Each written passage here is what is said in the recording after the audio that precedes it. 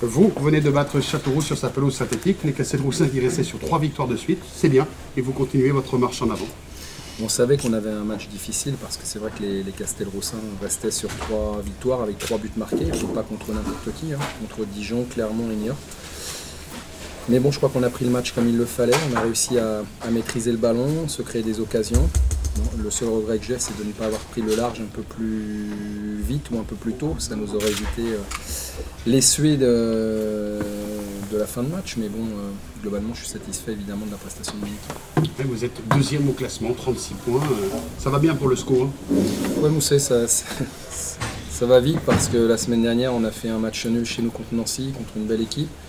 Tout le monde disait que bon, voilà, c'était pas suffisant, mais nous on sait qu'on aura des matchs difficiles comme celui de ce soir. L'important c'est de prendre le plus souvent possible les 3 points, et on sait très bien que d'un week-end à l'autre tout peut être remis en question. Donc nous on garde la tête froide, on est humble parce qu'on sait qu'il y a de l'adversité et que tous les matchs sont difficiles. Ce soir il l'a été, surtout je dirais sur ces 5-6 dernières minutes, mais on savait que voilà, pour gagner ici, il fallait faire un bon match et je trouve qu'on l'a fait. Oui, le positif c'était de prendre les 3 points, et le positif aussi c'est que vous avez résisté malgré le retour espéré des Castelroussins, vous avez tenu, il y a même votre gardien qui était sauvé par sa transversale. Oui, mais bon, je trouve qu'on ne peut pas résumer un match à 10 minutes parce que pour le reste du temps, on a eu le ballon, c'est nous qui avons la maîtrise. On a eu des grosses occasions qu'on n'a pas concrétisées, alors c'est vrai qu'on marque sur un but un petit peu chanceux. Mais il y a pénalty au fait selon vous? Moi je ne sais pas, je suis trop loin pour pouvoir juger, donc je ne me permettrai pas de juger. Mais effectivement ce genre d'action sourit souvent aux équipes qui sont devant et malheureusement ne sourit pas à ceux qui sont derrière. C'est ce qui s'est passé ce soir, mais on ne peut pas résumer non plus le match à simplement ce fait de jeu parce que pour l'ensemble je trouve qu'on a été maître du ballon, maître du jeu et que le résultat globalement me paraît logique. Alors il faut confirmer à domicile maintenant. On a un gros match qui nous attend d'abord en Coupe de France mardi contre Sochaux et puis lundi suivant on recevra Dijon. Donc on a un gros match à disputer de nouveau, voilà, on aura à cœur de renouer avec la victoire chez nous.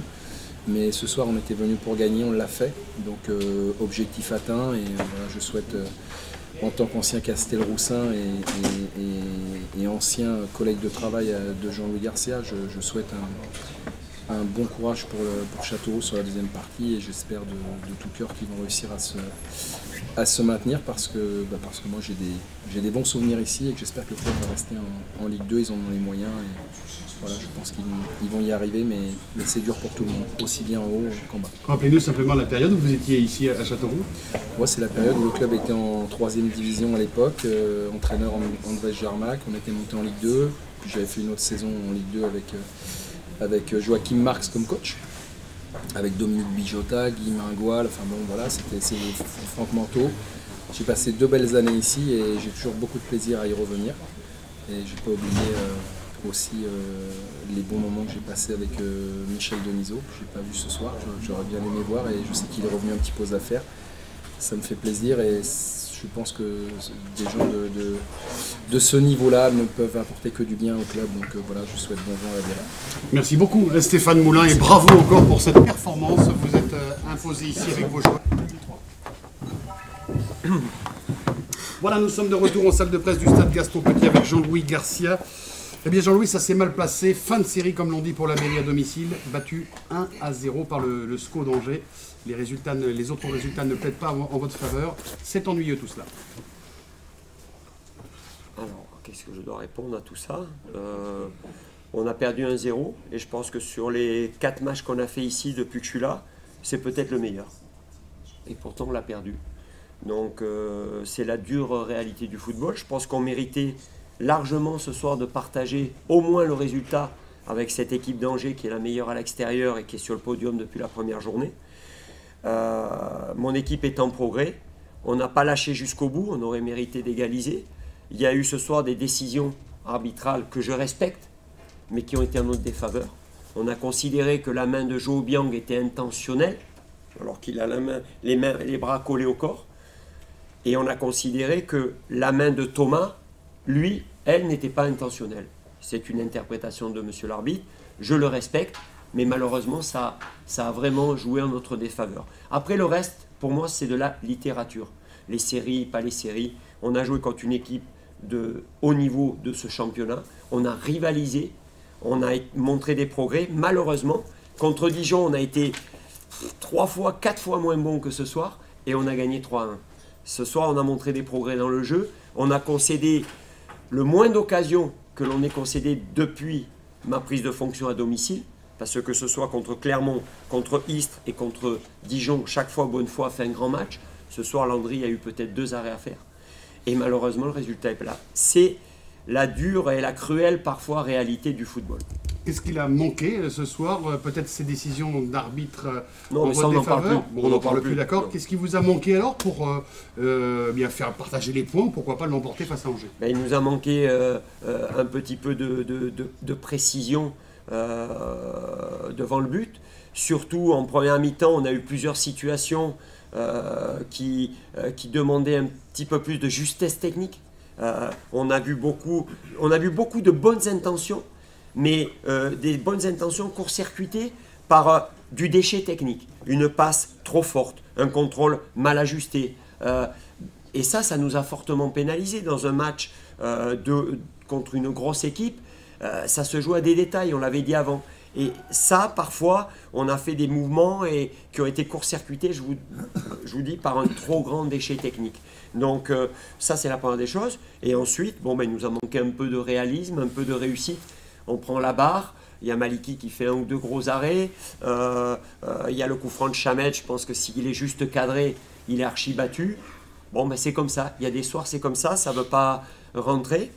Mais il faut s'appuyer quand même sur ce match-là, il faut s'appuyer sur l'attitude, le comportement que l'on a pu avoir contre une telle équipe. Il faut s'appuyer sur la cohérence de notre jeu. Et je suis persuadé que si on renouvelle de telles prestations, on va aller au bout de notre objectif. Est-ce qu'il n'aurait pas fallu mettre le feu plus tôt, plus vite? C'est quoi faire le feu? C'est quoi mettre le feu? Non, mais je te demande. Ouais, c'est quoi mettre le feu? C'est se déséquilibrer à 0-0, partir à l'abordage? Non, je te pose la question, Laurent. Oui, mais c'est toi l'entraîneur, donc c'est moi qui vais poser la question. Non, toi aussi, tu es entraîneur. Tu me dis, est-ce qu'il fallait pas mettre le feu? Mettre de la folie en fin de match, comme vous avez mis là, pour avoir des avant occasions. Le match, ouais. Non, mais dans les 5 dernières minutes, vous avez mis de la folie qui va entraîner des occasions. Oui, est-ce qu'il ne fallait pas avoir ce comportement plus vite? Voilà, on l'a eu quand il semblait inévitable de le faire, mais tant qu'on est 0-0 contre une équipe de tête, on ne va pas rester homme pour homme comme on l'a fait en fin de match. Ça serait complètement inconscient. Vous prenez le but à 55e. Donc, non, mais 55e, mais il y a eu des moments où on a eu des situations. 55e, on a pris le but. Et ben voilà, il y avait le temps. Il restait du temps. Oui, mais justement. Il restait du temps. Est-ce qu'il ne fallait pas mettre un petit peu plus de mais folie? On peut toujours. Mais peut-être qu'en mettant un peu plus de folie avant, on aurait pris un deuxième qui aurait scellé le match. Donc, je vous dis une nouvelle fois, c'est toujours plus simple après, c'est sûr de... Voilà. Mais en mettant la folie à ce moment-là, on aurait pu aussi égaliser, voire peut-être gagner le match. Oui, donc c'est comme ça. Mais on l'a fait quand on a jugé qu'il était bon de le faire. Et après, c'est les joueurs aussi. Par rapport au score, par rapport au temps qui avance, ils prennent un peu plus de risques. Les défenseurs, je te dis, restent homme pour homme derrière sur les corners. On est resté à 1 contre 1 avec Obiang, chose qui n'est pas cohérent de faire ça dès la 55e minute, même si tu es mené 1-0. Donc après, il y a des rentrants qui ont amené un peu de folie. Chamed, un peu Garita, qui ont amené du sang frais, et ça a reboosté l'équipe.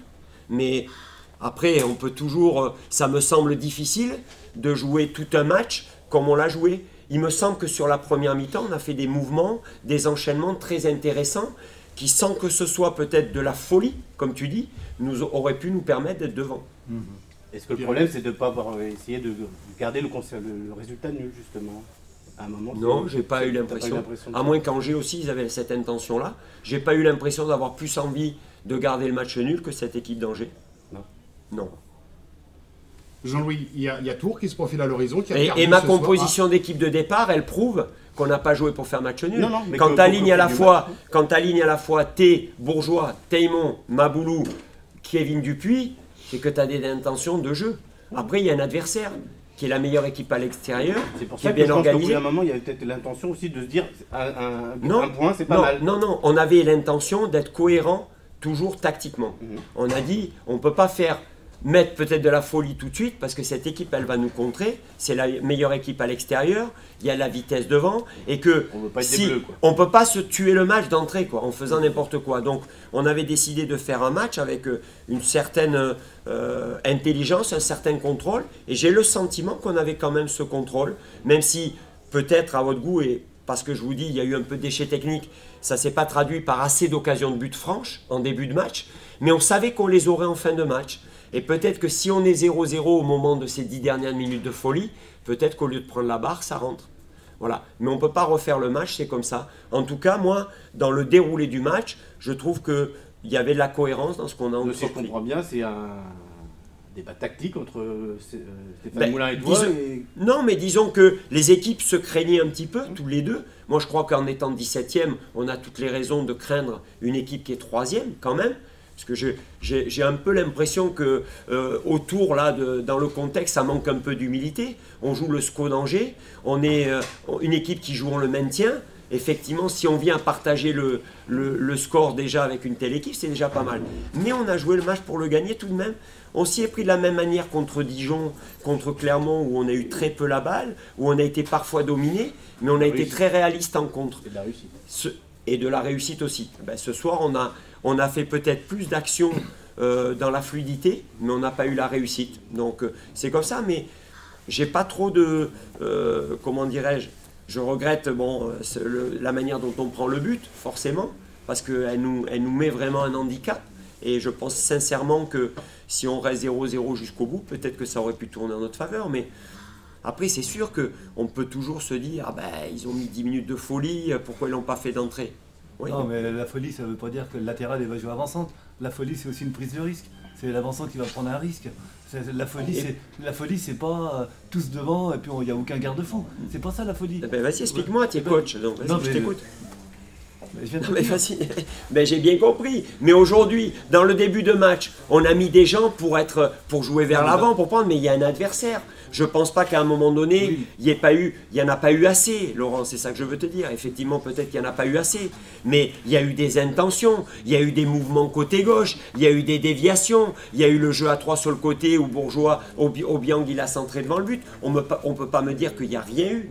Peut-être qu'il n'y en a pas eu assez. Je ne te dis pas qu'il n'y a rien eu, je t'ai dit, la folie, c'est par exemple Bourgeois, comme il le fait très souvent, qui fait des dégâts simplement sur un moment de puissance sur le côté. Il a essayé, et ben mais voilà. il est tombé, il a essayé, peut-être Maboulou peut-être était dans un soir un peu moins saignant que les 2 derniers matchs. Bon, je trouve les sifflets très sévères à l'encontre de ce garçon qui, sur les 2 derniers matchs, il nous fait 2 passes décisives quand il rentre contre Dijon et 2 buts contre Créteil. Et ce soir qu'il est un petit peu en difficulté, nos supporters le sifflent. Bon, ben, si c'est comme ça qu'on veut accompagner l'équipe pour obtenir le maintien, ça va être compliqué. Mais effectivement, peut-être que Maboulou ce soir était moins tranchant dans sa percussion. Comment tu citais Maxime Bourgeois a été bien contenu par Vincent Monceau qui a de la vitesse aussi. Donc voilà, mais les intentions y étaient. Mais parfois, des fois, tu as les intentions et la réalisation ne suit pas. Voilà. Mais ça, c'est le foot. On ne fait pas toujours ce qu'on a décidé ou ce que l'on veut, malheureusement, parce qu'il y a un adversaire. Et ce soir, c'est un adversaire de qualité. Et Jean-Louis, pour conclure, le prochain adversaire, c'est Tours maintenant, à Tours. Oui, mais voilà, il faut être dans cette capacité à rivaliser encore avec cet adversaire. Après, domicile extérieur, on sait que ça va être un match difficile, mais je vous dis, ce qui m'intéresse, c'est qu'avant le match, il nous fallait 23 points pour obtenir l'objectif du maintien. Bon, ben, ce qu'on peut dire, c'est qu'il reste un match de moins à jouer, plus que 18, mais il nous en faut toujours 23 points. Après, qu'on soit 18, 19 aujourd'hui, l'objectif, c'est 23 points à prendre en 18 matchs. Et je pense sincèrement que par rapport, le visage que l'on a montré ce soir, sincèrement, ne semble pas être le visage d'une équipe qui va être reléguée. Merci beaucoup, Jean-Louis Garcia.